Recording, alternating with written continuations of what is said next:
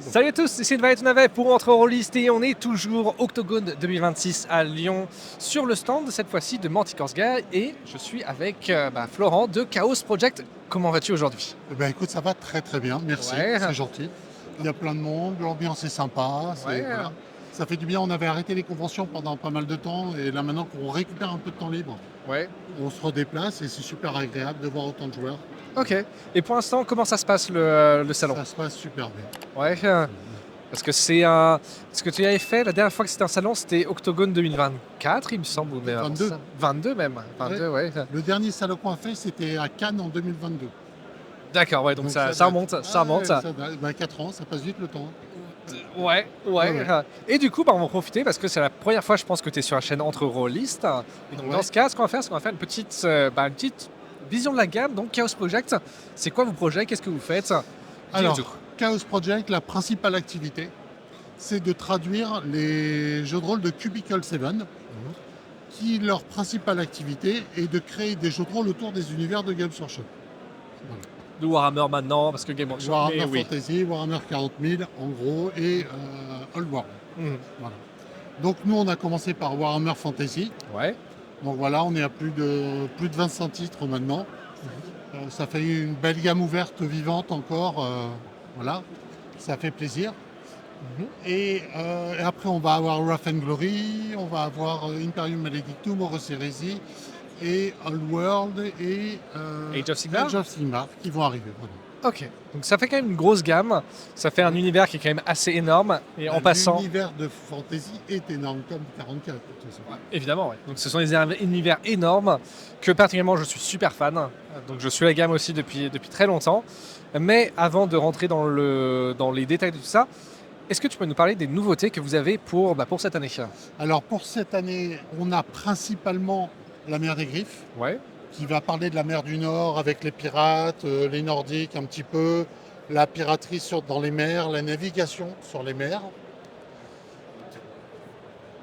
Et d'ailleurs, qu'est-ce que...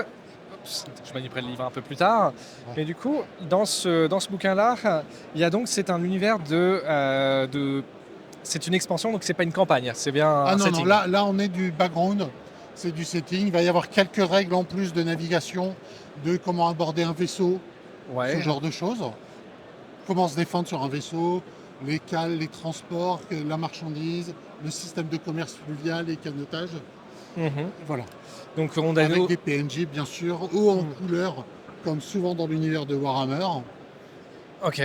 Et donc là on est vraiment sur la partie nord de l'Empire. Oui. Donc toute la côté entre Norska, bon, alors pour ceux qui connaissent, donc c'est la partie un peu chaos, enfin les étendues du chaos et tout ça. Ouais, voilà. On a la map de la mer du Nord, Et la donc mer là, des Griffes. c'est un genre de bouquin que Cubicle 7 a fait. Ils en font pas mal des bouquins comme ça, des bouquins de, comment on appelle ça, de décor, de setting dans la version Ouais, anglaise. décor, setting, contexte, Ouais. qui permet d'alimenter les campagnes en fait. Et qui permet de... En fait, il y a toujours dans leur bouquin des amorces de campagne, des idées. Des PNJ haut en couleur qui donnent envie de les faire jouer et de générer des scénars. Ouais. Souvent, voilà. Comme Ok. dans Middenheim ou Aldorf. Ah oui. Mhm. Voilà. C'était pareil, des leaders setting dont Middenheim, c'était une des grandes villes, genre dans le milieu de l'Empire, Oui. et Altdorf, qui est évidemment la capitale de l'Empire. Oui. Donc à chaque fois, plein de contextes, plein de nouveaux personnages, quelques nouvelles mécaniques. Donc c'est toujours un petit ajout. Je trouve ça assez cool d'ailleurs, parce que ça permet de, si jamais tu veux te concentrer sur une partie de l'univers, paf, tu as ce petit bouquin-là. C'est plutôt Exactement. pratique. Mais il n'y a pas que ça, il y a d'autres bouquins aussi. Lesquels? Ensuite, il va y avoir, donc on vient de reprinter enfin L'ennemi dans l'ombre, qui est le premier volume de la campagne de l'ennemi intérieur, Mhm. la campagne impériale. Mhm. Voilà. D'ailleurs, je te coupe ici, un Oui. petit contexte aussi. Donc l'ennemi intérieur, qu'est-ce que c'est? Parce qu'il y a quand même un peu une grosse historique derrière, et pour les gens qui ne connaîtraient pas, est-ce que tu peux me dire en quelques mots, si c'est possible, qu'est-ce que c'est l'ennemi intérieur? Alors, c'est la meilleure campagne du monde. Déjà, on va commencer comme ça. Hein. Absolument pas biaisé. Pas du tout. Je suis très objectif sur le sujet. En fait, c'est une campagne qui va permettre de parcourir l'Empire jusqu'à ce que ça finisse pas bien, peut-être. Voilà. J'ai pas trop envie d'en dire parce qu'il y a tellement de choses à découvrir dans cette campagne. Mmh. Et on va avoir, mais ça va jusqu'à assister à un carnaval, assister à des festivités, jouer au Midden Ball, quoi. Mmh. En plus des scénarios classiques qu'on rencontre dans un univers médiéval fantastique, Mmh. on va avoir toutes les petites touches qui font de Warhammer Fantasy, le vieux monde, un univers à part. Et sachant que là, pour chacune des livres de campagne, il y a à la fois le scénario et aussi un compagnon, et donc vous traduisez les deux, je Alors suppose. ça, c'est l'idée géniale de Cubic Mmh. 7, c'est déjà de réécrire la campagne impériale, puisque la première bon, Et date, puisqu'elle est datait sortie un petit en peu, il 80 fallait et la quelques. dépoussiérer, oui, un truc comme ça. Un peu plus tard, je crois, non? Mais bon, bref, on s'en fout. Donc elle date. Ouais, Voilà, bien il sûr. fallait un petit peu la dépoussiérer. Donc ils l'ont retravaillé. Il y a même le volume 4 qui a complètement disparu, qui a été transformé par le connu. L'Empire en ruine, qui était avant l'Empire en flammes, change un peu aussi. Et voilà, est complètement un peu Une différent. vraie refonte du jeu, Voilà. c'est pas juste une Et réimpression. ils ont rajouté les compagnons. Donc les compagnons, à chaque fois, c'est en accord avec la thématique du volume de la campagne. Mhm. Ils vont rajouter des scénarios qu'on peut glisser comme le MJ le souhaite. Mhm. Et en plus, encore une fois, ils vont rajouter des aides de jeu, du background, des contextes, des armoires de scénario, et ainsi de suite. Ce qui aussi me semble bien que pour le premier tome, il y a tout un tas de règles qui sont ajoutées pour le voyage, il me semble. Alors, pour le premier tome, c'est tout ce qui est voyage. Ouais. Pour le deuxième tome, c'est tout ce qui est voyage fluviaux. Effectivement, ouais, Voilà. puisque le scénario se passe Sur autour le du Reich, Reich, donc qui est un grand le fleuve. gros fleuve de l'Empire. Et donc oui, à chaque fois, va y avoir plein d'aides de jeu, de petites nouvelles règles qui sont thématiques avec le...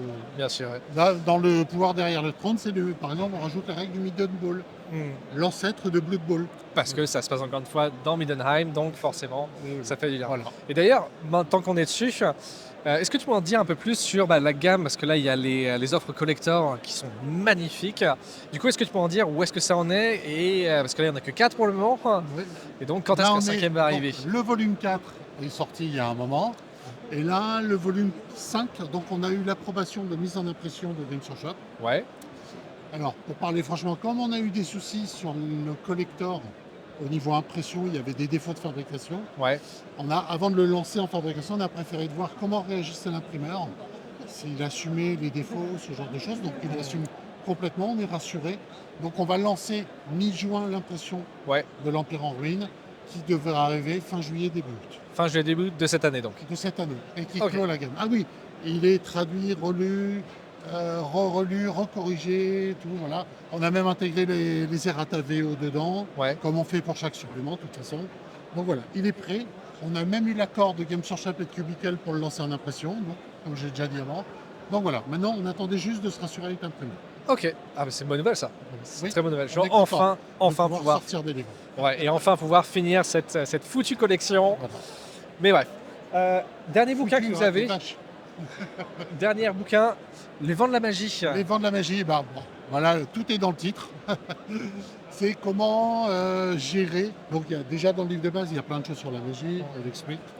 Et après là, on va développer toutes les écoles de magie, les 8 vents, et comment utiliser des nouveaux sorts, développer un peu comme on le fait dans Aux Armes, qui développe les aspects martiaux de Warhammer.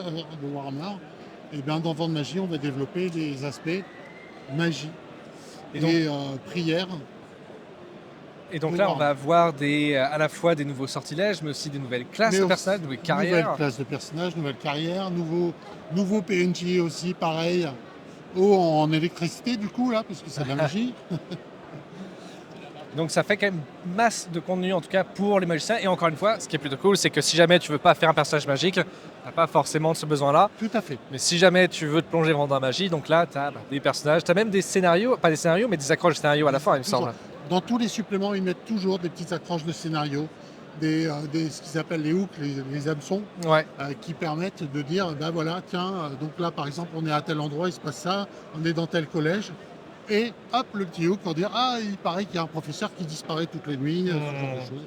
Et donc ça donne des idées aux meneurs qui peut agrémenter, comme souvent dans les campagnes, c'est souvent des petits détails qui amènent de très très longues parties.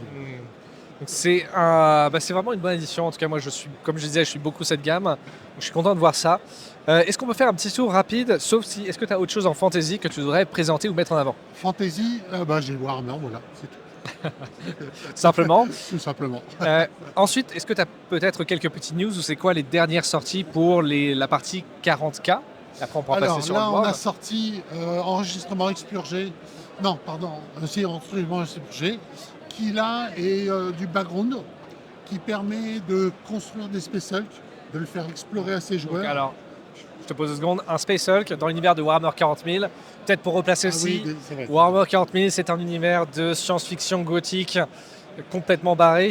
Et donc, tu as des Space Hulk qui sont des vaisseaux spatiaux, enfin plutôt Des vaisseaux à l'abandon. des vaisseaux à l'abandon, généralement gigantesques, qui sont Qui amalgamés dérivent. par la gravité et qui dérivent. Et donc, ils sont appelés des Space Hulk.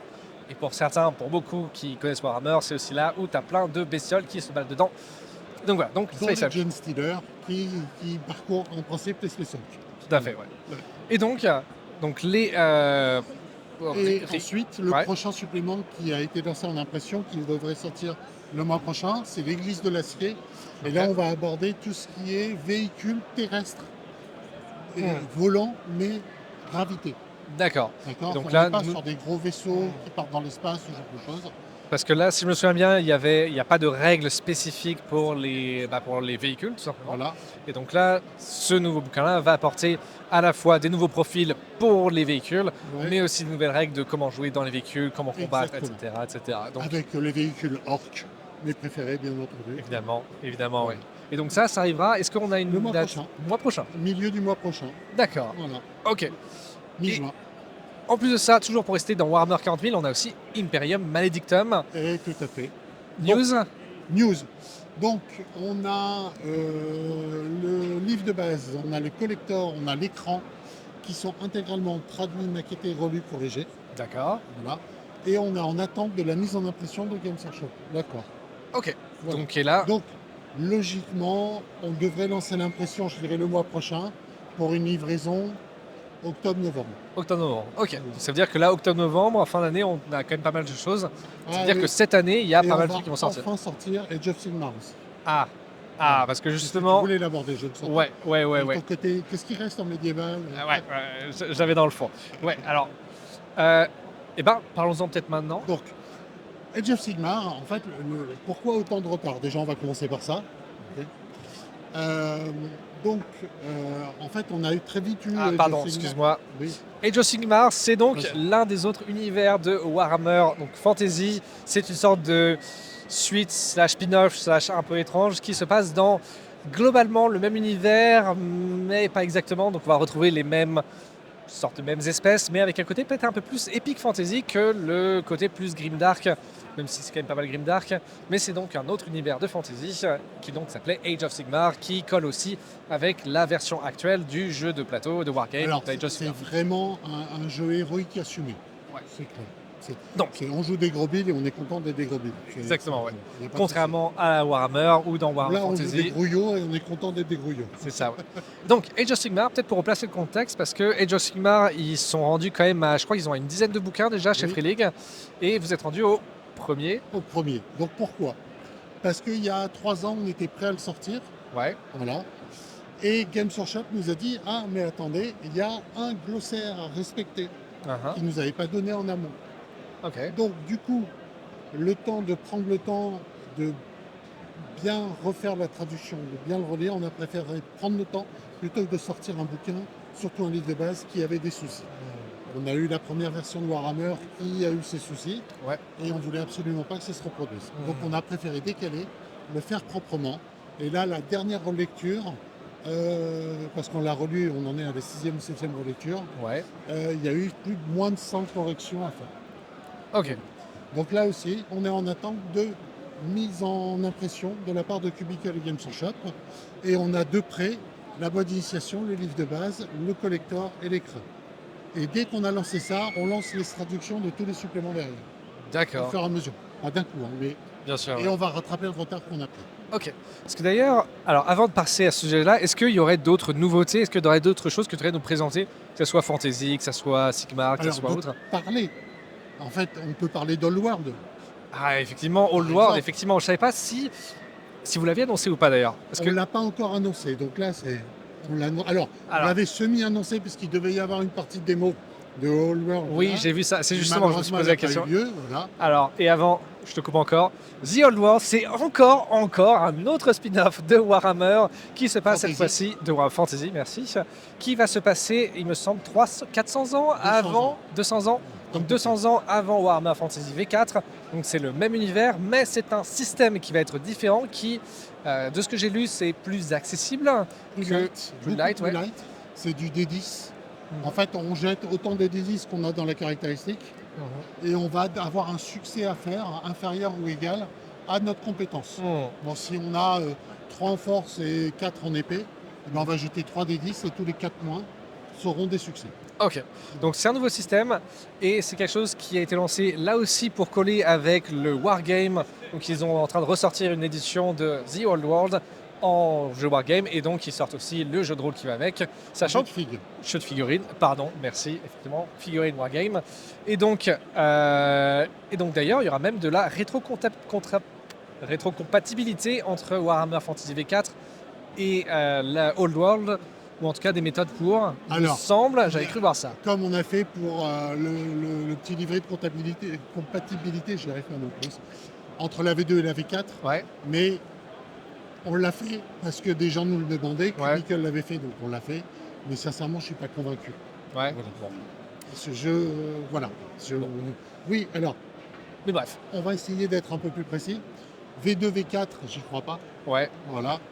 Old World V4 de Warhammer, j'y crois parce que en fait, c'est juste la dizaine de l'unité du D10 qui est gardée en unité. Donc, voilà. Donc, ça peut, par exemple, si dans Warhammer on a 43 en force, eh bien on a 4 en force dans Old World. Ouais. Donc c'est peut-être plus facile Possible. de mettre en Creuser. place. Mais bref, donc The Old World, les news de chez Chaos Project.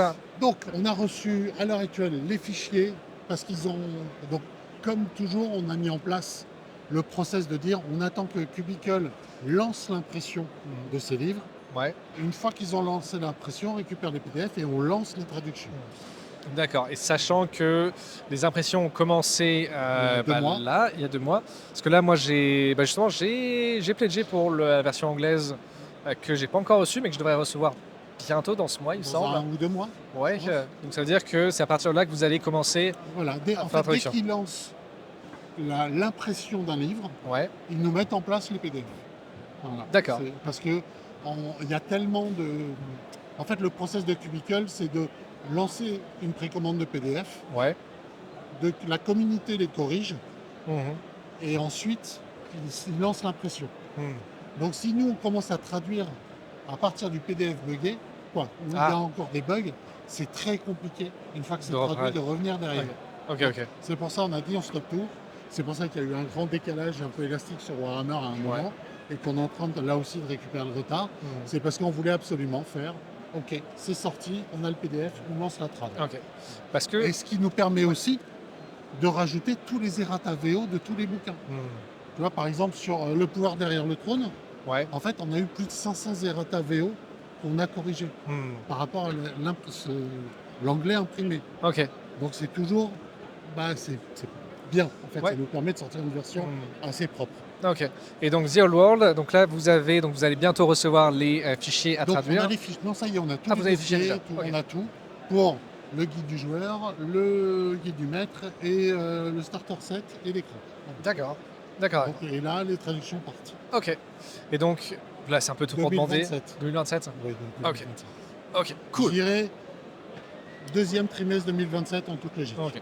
Ça va. Très bien. Est-ce que tu as d'autres news encore? Alors, en autre news, donc là on bascule du côté. Donc, pour résumer, dans le vieux monde, donc Warhammer Fantasy, Ah, nous avons Old World. yes. Voilà. 200 ans plus tard, nous avons Warhammer Fantasy. Ah, Et un peu plus tard, nous avons Old World, qui est que le chaos a gagné, les plans se sont fracturés. et Justin March, je veux dire. Avec Justin Mark. Yes. Je suis un peu fatigué là. Ça t'inquiète, tout le monde. Sur 40K, donc nous avons Wrath and Glory, Yes. qui a un côté très très guerrier. Très héroïque, ouais. Voilà, Très très héroïque, héroïque, ouais. très guerrier, on joue des Astartes, on joue des sœurs de bataille, quoi. C'est des trucs qu'on. Voilà. Ouais, power Et on level, voit- niveau quand même Voilà, c'est ça. respectable. Quoi. Même si, parce que c'est divisé en tiers, les niveaux de difficulté de scénario, même quand on joue du tiers 1, c'est du bourrin. Voilà, c'est assumé. Ouais. Et on va avoir Imperium Maledictum qui est plus le côté jeu de rôle à part entière dans l'univers de 44. Et là aussi, ils ont fait Horus Heresy, Oui. donc on attend, Ouais. qui n'est pas du tout encore sorti, etc. Alors. Il va se passer en amont, Mhm. pendant le 30K, le 30e millénaire. Yes. Et là aussi, ça va être une période très intéressante parce qu'elle est très peu connue en fait. Pourtant, elle est très décisive de beaucoup de choses dans le Ouais, monde. ouais, ouais. Bah, il y a une série de 54 bouquins qui décrivent justement toutes les Résidorus. Donc pour la faire très bref, les Résidorus, c'est un événement majeur de l'univers de Warhammer 40 000. Et pour la faire super bref, en gros, tu as le fils préféré de l'empereur des humains qui a été corrompu par le chaos. Il a donc emporté la moitié de l'armée des humains, donc des légionnaires Astartes, pour aller se battre contre l'empereur, et il a perdu, et ça a quand même détruit quasiment une grosse partie de l'univers. En super bref. Et donc, on a un jeu de rôle qui se déroule dans l'époque Horus Heresy, C'est ça, qui s'appelle juste Horus Heresy. Horus Heresy, Ok. tout simplement.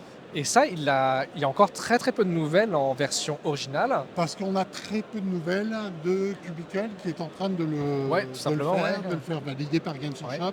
Parce que les process de validation entre Cubicle et Games sont assez longs. Parce qu'en fait, là, on touche à l'univers phare chez Bien Games sûr. Workshop, 40K. Donc du coup, ils sont très sensibles à ce que Cubicle peut écrire et créer. Ok. Donc là, il y a des discussions entre eux qui sont, voilà, et qui prennent un peu de temps. Bien sûr. Et d'ailleurs, un truc que j'aimerais bien voir, c'est que il y a quand même pas mal de retard dans quand même la plupart de vos gammes. Oui. Quelques-uns. Donc j'aimerais savoir quelles sont toutes les difficultés que vous avez qui pourraient vous pousser. Et bien sûr, là, t'es pas obligé de me révéler tout. Hein. Non, non, Fais-moi mais tout me révéler. donc, la première grosse difficulté qu'on a eue, c'est sur le pouvoir derrière le trône. Games Workshop était en restructuration à ce moment-là. D'accord. Et donc, on s'est pris 6 mois d'attente D'attente, pour juste les d'attente. validations. Ok. Donc, du coup, quand on n'a plus de validation, on ne peut pas sortir de bouquin. Et donc, il est, comme nous, on paye tous nos traducteurs au chapitre. C'est-à-dire dès qu'ils font un chapitre, on fait une première relecture et on les paye. Donc, quand tu sors pas de bouquin, au niveau trésor, ça commence à devenir un peu fluctuant, un peu serré. Donc, on préfère attendre que ça redémarre avant de relancer des trades. D'accord. Et en plus, le délai tampon qu'on a mis en place pour les PDF s'est rajouté à ça. Le pouvoir derrière le trône, toujours. Non, le raccord nu. Donc quand on a sorti le raccord nu, au Donc niveau le de ce qu'on appelle troisième- le jaspage, c'est-à-dire la couleur qu'il y a sur les tranches, Ouais. voilà, et par un procédé, je ne sais lequel, faisait des fils et c'est tombé et donc c'était invendable. D'accord. Donc il a fallu que l'imprimeur, Réimprime tous les bouquins. Ok. voilà, et donc là aussi on a perdu entre 5 et 6 mois. Ok. Voilà. Et là on vient d'avoir les problèmes d'impression sur les ventes Magic Collector et la version classique. Mais là l'imprimeur, il a assumé et pareil, il a tout refait. Donc là, on a la version classique qui est dispo et qui est nickel. Ouais. Et on attend pour mi-juin la version collector. Ok. Voilà, donc on touche du bois pour essayer de dire on va plus avoir d'emmerde d'imprimeur. Ouais. Surtout qu'on a basculé, c'est-à-dire qu'avant on travaillait avec un imprimeur et là on a passé un consortium, en fait c'est une société qui gère une dizaine d'imprimeurs différents. Ok. À différents endroits de Chine, Europe, en France, voilà. Et en fonction de ce qu'on veut faire, du délai, du prix qu'on veut y mettre, il va nous consigner plus ou moins une imprimerie. Ok. Et là on vient d'enrayer une. Ce qu'on fait, voilà, on vient de manger. Ok. Donc il en reste 9. Bon. Ça devrait passer. Ouais. Et pareil aussi, parce que là, Imperial Maledictum, ils sont rendus en original ils ont sorti nouveau supplément Adeptus Mechanicus. Donc Oui, là, ils ont sorti les PDF. Il est les pas PDF, sorti- ouais, il est effectivement, pas les sorti PDF. en live. Ouais, donc il y a les PDF qui sont là. Tu as déjà aussi le bouquin de l'Inquisition Ah, mais il et passe, 2 hein, bouquins les suppléments. Oui, c'est clair. Donc, et donc là, Mais pareil. encore une fois, on attend le PDF d'impression. Ouais. Une fois qu'il sera prêt, on lancera la traduction. Ok. Bon. En tout cas, merci beaucoup pour toutes ces Et informations. de rien, avec plaisir. C'était vraiment super intéressant. Surtout que moi, je suis un gros fan de la gamme. Ouais. Donc moi, je suis ça avec beaucoup d'attention. Bah, on y met beaucoup d'attention, beaucoup Donc du coup, c'est pour ça on est peut-être un peu plus lent, Ouais. mais on préfère sortir un bouquin bien relu, bien corrigé, débugué. Par exemple, pour le pouvoir derrière le trône, comme ça se passe dans une foire Ouais. où il y a énormément d'activités, on s'est rendu compte qu'il y avait des nobles qui étaient présents à différents stands Ouais. au même moment. Mhm. Donc il a fallu qu'on discute avec Cubicle pour dire comment on corrige ça, ok, voilà, on peut faire ça. Faites comme vous voulez, ça arrive aussi, donc voilà. Ouais. Et on a pris un temps pour tout débugger. Puis d'ailleurs, c'est autre question aussi. Est-ce que je peux vous demander combien vous êtes dans Chaos Project? Alors, Chaos Project, on est 4, Ouais. d'accord, 4 à plein temps. 4 à plein temps, Ouais. voilà. Et on travaille avec, je dirais, une 25-30 personnes à peu près. Ouais. Ouais. Parce que quand même, j'imagine que Cubicle 7 doit avoir une force de frappe qui doit être assez impressionnante parce qu'ils ont une sorte rythme de sortie qui est, Ah oui. qui est effarant. Ouais. Parce qu'ils sortent ça sur, je crois qu'ils doivent avoir un bouquin, pas par mois, mais le nombre de bouquins qu'ils arrivent à sortir, qu'ils arrivent à enchaîner, toutes les gammes qu'ils balancent, Oui. qu'ils avancent, c'est vrai que ça doit être Alors, pas en fait, facile de Il y a suivre. beaucoup de communication, ils communiquent très très bien là-dessus. Ouais. En fait, il n'y a pas tant de bouquins qui sortent parce qu'il y a beaucoup d'appels de PDF. Ouais.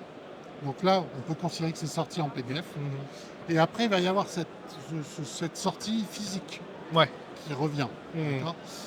Mais comme là, on est à nouveau bien structuré, etc. Par exemple, là, ce mois-ci, on sort 2 bouquins. Le mois prochain, on va en sortir 2. Mhm. Et en principe, on espère qu'à partir de novembre, on va en sortir 3 par mois. Ouais. 3 par mois? Oui. Et sur 2027, on devrait en sortir 4 par mois. Ok, c'est ambitieux. Voilà. C'est ambitieux, c'est ambitieux. Après, si vous y arrivez, mais Avec On a grand mis plaisir. tout en place sur les structures Ouais. pour le faire. ok, bah c'est cool. Mais en tout cas, moi j'attends beaucoup, beaucoup de toute cette gamme-là. Donc, de toute façon, je vous suivrai avec grande attention. Et voilà, est-ce que tu as un petit mot de la fin? Merci. Voilà, Tout d'être simplement. passé. Tout simplement. Cool, bah merci à toi. Merci à vous tous de nous avoir suivis comme d'habitude. Bonne soirée, bonne journée, Au bonne revoir, whatever. à bientôt. À la prochaine. Salut!